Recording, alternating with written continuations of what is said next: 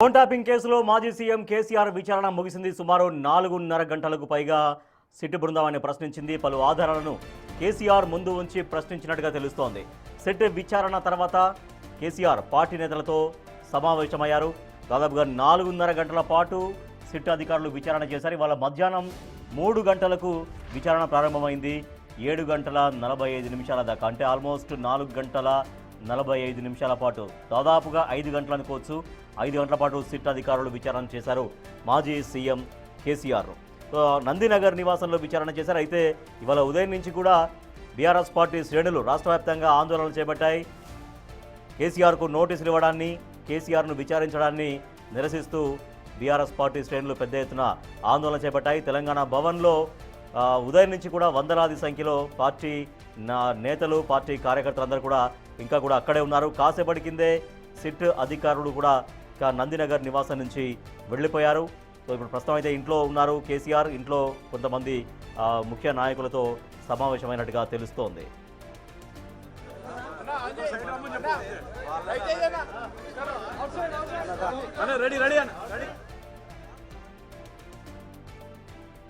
Phone tapping కేసులో SIT అధికారుల దర్యాప్తు కొనసాగుతోంది. దీంట్లో భాగంగా బీఆర్ఎస్ పార్టీ అగ్రనాయకుల్ని వరుసగా విచారిస్తున్నారు సిట్ అధికారులు. మాజీ మంత్రి హరీష్ రావును సుమారు 7 గంటల పాటు విచారించారు. తర్వాత ఒక 3 రోజుల తర్వాత మళ్ళీ బీఆర్ఎస్ వర్కింగ్ ప్రెసిడెంట్ మాజీ మంత్రి కేటీఆర్ను కూడా విచారణకు పిలిచారు. సో అప్పుడు కూడా దాదాపుగా 7 గంటల దాకా విచారించారు, 7 గంటల పాటు విచారించారు. తర్వాత మళ్ళీ ఒక 2-3 డేస్ గ్యాప్ తర్వాత మళ్ళీ మాజీ రాజ్యసభ సభ్యులు జోగినపల్లి సంతోష్ కుమార్ని కూడా సిట్ అధికారులు విచారించారు. దాదాపు ఆయన్ను సాయంత్రం 3 గంటల నుంచి రాత్రి 11 గంటల వరకు, 10:30-11 గంటల వరకు ఆయన్ని కూడా దాదాపు 7 గంటల పాటు విచారించారు. సో వీళ్ళు బీఆర్ఎస్ పార్టీ అగ్రనాయకులు, అలాగే కేసీఆర్కు సొంతంగా కుటుంబ సభ్యులు కాబట్టి బీఆర్ఎస్ అగ్రనాయకత్వాన్ని, కేసీఆర్ కుటుంబ సభ్యుల్ని సిట్ అధికారులు విచారిస్తున్నారు. దాంట్లో భాగంగా ఇవాళ మాజీ సీఎం కేసీఆర్ను విచారించారు సిట్ అధికారులు. యాక్చువల్గా ఫ్రైడే రోజే నోటీసులు ఇచ్చారు. ఫ్రైడే రోజు నోటీసులు ఇచ్చి సాటర్డే, అంటే నిన్న విచారణకు హాజరు కావాలని కోరగా నిన్న విచారణకు హాజరు కాలేను, మున్సిపల్ ఎన్నికల ప్రక్రియ సాగుతున్న దృష్ట్యా బీఫామ్స్ ఇష్యూ చేసేది ఉంటుంది, పార్టీ అధినేతగా తాను దగ్గరుండి చేయాలి కాబట్టి విచారణకు రావడం పాసిబిలిటీ కాదు అని కేసీఆర్ సమాధానం ఇచ్చారు. దాంతో మళ్ళీ నిన్న నందినగర్ నివాసానికి నోటీసులు చేరవేశారు సిట్ అధికారులు. ఈ నేపథ్యంలోనే ఇవాళ మాజీ ముఖ్యమంత్రి కేసీఆర్ సిట్ విచారణకు హాజరయ్యారు తన నివాసంలోనే. మా ప్రతినిధి సురేష్ మరింత సమాచారం అందిస్తారు అక్కడి నుంచి. సురేష్, కేసీఆర్ విచారణ ముగిసింది, అక్కడి నుంచి సిట్ అధికారులు కూడా వెళ్ళిపోయారు. సో నెక్స్ట్ పార్టీ నాయకులు అక్కడికి ఎవరైనా చేరుకున్నారా? కేసీఆర్తో సమావేశం కావడం కోసంగా చేరుకున్నారా? ఎవరెవరు అక్కడికి వస్తున్నారు? సో కార్యకర్తలందరూ కూడా భారీగా తరలి వచ్చే అవకాశం ఉంది, ఎందుకంటే పోలీసులు అందరూ వెళ్ళిపోయారు కాబట్టి. ఇంకా అక్కడి తెలంగాణ భవన్లో చాలామంది ఉన్నారు, అక్కడి నుంచి అక్కడికి చేరుకుంటున్నారా ఎవరైనా కార్యకర్తలు? అంటే ఇంకా బందోబస్తు అయితే కొనసాగుతుంది. కొద్దిసేపటి క్రితమే సిట్ అధికారులు వెళ్ళిపోయారు. కేసీఆర్ విచారణ అనంతరం కేటీఆర్ అదేవిధంగా ఇంట్లో ఉన్నటువంటి ముఖ్యులతోని భేటీ అయినట్టు తెలుస్తుంది. ప్రస్తుతం ఇంకా బారిగేట్లు బందోబస్తు కొనసాగుతుంది. ప్రస్తుతం అయితే మనం ఒకసారి అటు చూస్తే పోలీసుల హడావుడి ముందు కొనసాగుతుంది. అయితే కేసీఆర్ బీఆర్ఎస్ భవన్కి వెళ్తాడా లేదా అనేది మరికొద్దిసేపట్లోనే క్లారిటీ వచ్చే అవకాశం ఉంటుంది. ఇప్పటి వరకు దాదాపు 4 గంటల 50 నిమిషాల పాటు కేసీఆర్ని విచారించారు. సుదీర్ఘంగా ఆయన స్టేట్మెంట్ రికార్డ్ చేసుకోవడం జరిగింది. సిట్ అడిగిన ప్రశ్నలన్నిటికి కూడా ఆయన కొన్నిటికి సమాధానం చెప్పడం, ముఖ్యమంత్రి హోదాలో గతంలో పనిచేశాడు కాబట్టి నిఘా విభాగానికి సంబంధించి తరచూ భేటీ అవుతూ ఉంటారు, దాంట్లో తప్పేముందని చెప్పేసి కూడా కేసీఆర్ చెప్పినట్టు తెలుస్తుంది. దాంట్లో ముఖ్యంగా ఎస్ఐబికి సంబంధించి ఇప్పుడు ఫోన్ ట్యాపింగ్ జరిగిందనే అంశం పైనే కేసీఆర్ని సుదీర్ఘంగా విచారించారు. ఈ విచారణలో కేసీఆర్ చెప్పిన సమాధానాలన్నిటిని కూడా పూర్తిగా రికార్డ్ చేసుకొని కొద్దిసేపటి క్రితమే ఎలక్ట్రిక్ పరికరాలతో పాటు కొన్ని డాక్యుమెంట్స్ వాటన్నిటిని కూడా తీసుకొని సిట్ అధికారులు ఇక్కడ నుంచి వెళ్ళిపోవడం జరిగింది. బీఆర్ఎస్ నాయకులు ఒక్కొక్కరిగా ఇప్పుడే వస్తున్నట్టు తెలుస్తుంది, ఎందుకంటే ముఖ్య నాయకులు ఉదయం నుంచి కూడా వెయిట్ చేస్తున్నారు. కేసీఆర్ విచారణ ముగిసే వరకు అంటే పంపించమని చెప్పేసి కూడా పోలీసులు అందరినీ పంపించడం జరిగింది. మాజీ మంత్రి శ్రీనివాస్ గౌడ్ కూడా రావడం జరుగుతుంది. ఒక్కొక్కరుగా నాయకులు ఇక్కడికి చేరుకొని కేసీఆర్ని ఇప్పుడు విచారణ అనంతరం ఇంట్లో కలిసిన తర్వాత లోపట మాట్లాడి మళ్ళీ బయటకు వచ్చే అవకాశం ఉంది. ఒక్కొక్కరుగా ఇంటికైతే చేరుకుంటున్నటువంటి పరిస్థితి.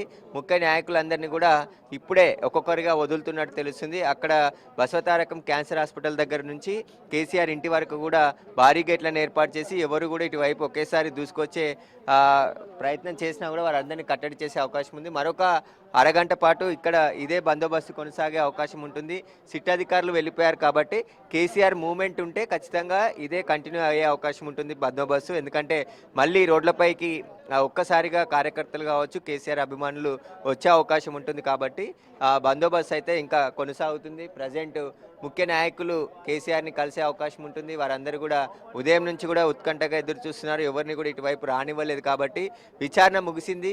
విచారణ ముగిసిన తర్వాత ఇప్పుడు ఒక్కొక్కరుగా వస్తున్నటువంటి పరిస్థితి. ఇంట్లోకి వెళ్ళి కేసీఆర్తో మాట్లాడి విచారణకు సంబంధించిన విషయాలన్నీ కూడా అడిగి తెలుసుకునే అవకాశం ఉంటుంది. ఖచ్చితంగా ఫోన్ ట్యాపింగ్ కేసులో సిట్ అధికారులు ఫైనల్గా కేసీఆర్ స్టేట్మెంట్ రికార్డ్ చేయడం జరిగింది. కేసీఆర్ని విచారించారు. దాదాపు 4 గంటల 50 నిమిషాల పాటు కేసీఆర్కి సంబంధించిన స్టేట్మెంట్ అంతా కూడా రికార్డ్ చేసుకున్నారు కాబట్టి ఫర్దర్గా ఇక సిట్ ఏం చేయబోతుంది, నెక్స్ట్ కోర్టులో ఛార్జ్షీట్ దాఖలు చేసిన తర్వాత ఇంకా ఏం చేయబోతుంది అనే దానికి సంబంధించే ఇప్పుడు ఉత్కంఠ కనబడుతున్నటువంటి పరిస్థితి. ప్రస్తుతం ఇంకా ఇప్పుడు కేసీఆర్ విచారణ ముగిసింది కాబట్టి బీఆర్ఎస్ ముఖ్య నాయకులను ఒక్కొక్కరుగా వదిలిపెడుతున్నట్టు తెలుస్తుంది. మనం చూస్తున్నాము కేసీఆర్ నివాసానికి కొంతమంది బీఆర్ఎస్ నాయకులు వస్తూ వెళ్తున్నటువంటి లోపటి విజువల్స్ని చూస్తున్నాం. అయితే కేసీఆర్కి సంబంధించి ఇన్వాల్వ్మెంట్తో పాటు ఇక్కడ ఆధారాలు, ఎందుకంటే సిట్ అధికారులు సేకరించినటువంటి ఆధారాలతో పాటు చాలా ఎవిడెన్స్ని కలెక్ట్ చేశారు కాబట్టి వాటన్నిటికీ సంబంధించిన అంశాలపైన కేసీఆర్ని విచారించినట్టు తెలుస్తుంది. ఇప్పటికే హరీష్ రావు, కేటీఆర్ అదేవిధంగా సంతోష్ రావుని విచారించారు. చాలామంది ఫోన్ నెంబర్లని, అంటే ప్రత్యర్థుల నెంబర్లకు సంబంధించి ఫోన్ నెంబర్లను ట్యాపింగ్ చేశారు కాబట్టి అవన్నీ ఎందుకు చేయించారు, జనరల్ ఎలక్షన్స్ కావచ్చు ఇటు బై ఎలక్షన్ల సమయంలో కూడా ఎక్కువగా ఫోన్లు ట్యాప్ అయినట్టు గుర్తించారు. అవన్నీ కూడా ఎస్ఐబిలో ప్రతి టీంని ఏర్పాటు చేసి ఇటు ప్రణీత్ రావు, రాధాకిషన్ రావు, అదేవిధంగా ప్రభాకర్ రావు, మిగతా వారందరికి సంబంధించి కూడా విచారణకు సంబంధించి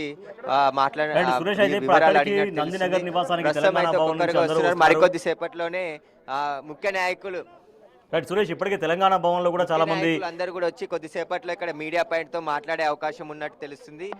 భవన్ కాకుండా ఇక్కడే మాట్లాడే అవకాశాలు కూడా ఉన్నాయి. మరికొద్ది సేపట్లోనే కేటీఆర్ లేదంటే బీఆర్ఎస్ నాయకులు ఎవరో ఒకరు ఇక్కడికి వచ్చి మాట్లాడే అవకాశాలు కూడా కనబడుతున్నాయి. ప్రస్తుతం అయితే కేసీఆర్ ఇంటి వద్ద పోలీసుల బందోబస్తు కొనసాగుతూనే ఉంది.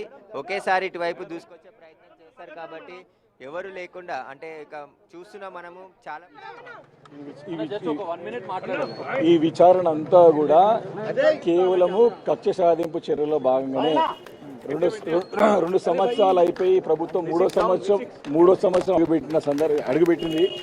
ప్రభుత్వం చెప్పేది ఏమి లేదు, చేసింది ఏమి లేదు అనేది బీఆర్ఎస్ పార్టీని హరాస్ చేయడానికి, మమ్మల్ని కక్ష సాధింపు చర్యల భాగంగా మా గొంతు నొక్కడానికి వారు ఇచ్చినటువంటి 100 రోజుల్లో 6 గ్యారెంటీలు కానివ్వండి, 420 ప్రామిసెస్ కానివ్వండి,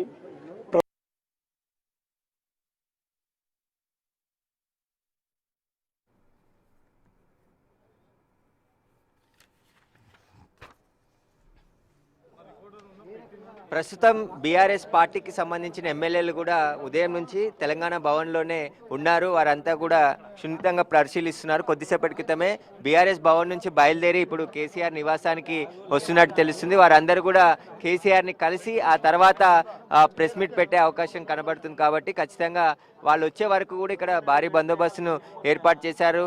ఉద్యమ నాయకుడు, తెలంగాణకు తొలి ముఖ్యమంత్రి, దాదాపు 10 సంవత్సరాల పాటు కేసీఆర్ ముఖ్యమంత్రిగా పనిచేశారు కాబట్టి ఆయనకు సంబంధించి నోటీసులు ఇవ్వడాన్ని బీఆర్ఎస్ పార్టీ శ్రేణులు అయితే ఉదయం నుంచి కూడా రాష్ట్ర వ్యాప్తంగా ఆందోళన చేపట్టిన పరిస్థితి. మొత్తం శాంతియుతంగా నిరసన తెలపాలని చెప్పేసి ఆదేశాలు ఇవ్వడంతో ఎక్కడికక్కడ నిరసనలు చేసే కార్యక్రమాలు కూడా చేయడం జరిగింది. కేసీఆర్ ఇంటి వైపు ఉదయం నుంచి కూడా మాట్లాడుతున్నారు.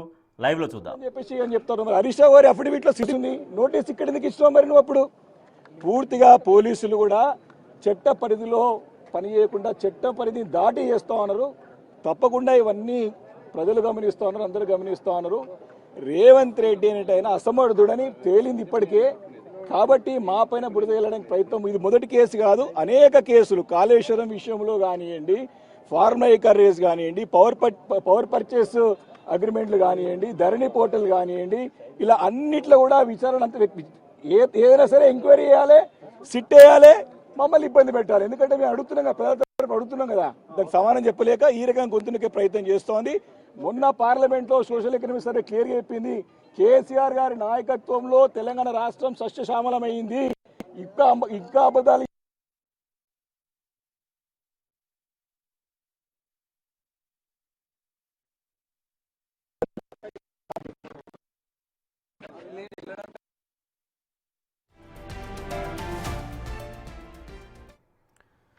రైట్, సురేష్ లైన్లో ఉన్నారు. సురేష్, మనం చూస్తున్నాం వివేకానంద మాట్లాడారు ఇందాక. సో కక్ష సాధింపు చర్యల్లో భాగంగానే ఈ కేసులు అంటూ మాట్లాడుతున్నారు. ఇప్పుడు తెలంగాణ భవన్ నుంచి అందరూ వస్తున్నారు. సో మనకు మాజీ మంత్రి సబితాంజన్ రెడ్డి వీళ్ళందరూ కూడా వస్తున్నారు. సునీత లక్ష్మారెడ్డి, పద్మా దేవేందర్ రెడ్డి, ఇంకా అందరూ ముఖ్య నాయకులందరూ తెలంగాణ భవన్లో అప్పటి నుంచి వెయిట్ చేస్తున్నారు. సో విచారణ ముగిసిన తర్వాత అక్కడి నుంచి తెలంగాణ భవన్ నుంచి కేసీఆర్కు సంఘీభావంగా వాళ్ళు అక్కడికి వస్తున్నారు. అంటే పర్టికులర్ వీళ్ళని పిలిచినట్టుగా తెలుస్తుందా, లేదంటే నార్మల్గానే కేసీఆర్ని వచ్చి కలిసి మాట్లాడి ఒక భరోసాలాగా ఉండడం కోసంగా వస్తున్నట్టుగా తెలుస్తోందా, లేదంటే ముఖ్య నాయకులతోటి మాజీ మంత్రులతోటి ఏమైనా అంతర్గతంగా సమావేశం ఉండే అవకాశం ఉందా ఇప్పుడు?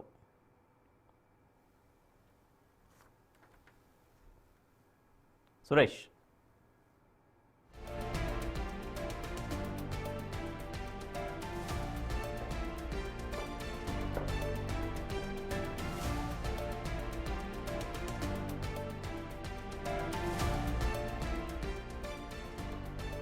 రైట్, బీఆర్ఎస్ నాయకులు ఒక్కొక్కరు అక్కడికి చేరుకుంటున్నారు తెలంగాణ భవన్లో. ఇవాళ ఉదయం నుంచి కూడా కేసీఆర్ విచారణ కంటే ముందు నుంచి కూడా బీఆర్ఎస్ పార్టీ ముఖ్య నాయకులు, మాజీ మంత్రులు, ఎమ్మెల్యేలందరూ కూడా తెలంగాణ భవన్కి చేరుకున్నారు. అక్కడ నల్ల జెండాలతో నిరసన తెలిపారు. కేసీఆర్కు నోటీసులు ఇవ్వడాన్ని, కేసీఆర్ను విచారించడాన్ని వాళ్ళు తీవ్రంగా వ్యతిరేకిస్తున్నారు. కక్ష సాధింపు చర్యల్లో భాగంగానే ప్రభుత్వం ఈ రకంగా వ్యవహరిస్తోంది. సిట్ అంటూ రకరకాల పేర్లతో, ఇప్పుడు కాళేశ్వరం విషయంలో కావచ్చు, ఫార్ములా ఈరేస్ విషయంలో కావచ్చు, ఈ రకంగా కేసులు పెట్టి ఇబ్బంది పెట్టే ప్రయత్నం చేస్తుందంటూ బీఆర్ఎస్ పార్టీ నాయకులు ఆరోపిస్తున్నారు. సో అందరూ ఇప్పుడు నందినగర్ నివాసానికి చేరుకుంటున్నారు. సురేష్, ఇప్పుడు అక్కడికి వస్తున్నటువంటి వాళ్ళందరితో ముఖ్య నాయకుల్ని లోపలికి అలౌ చేస్తున్నారా?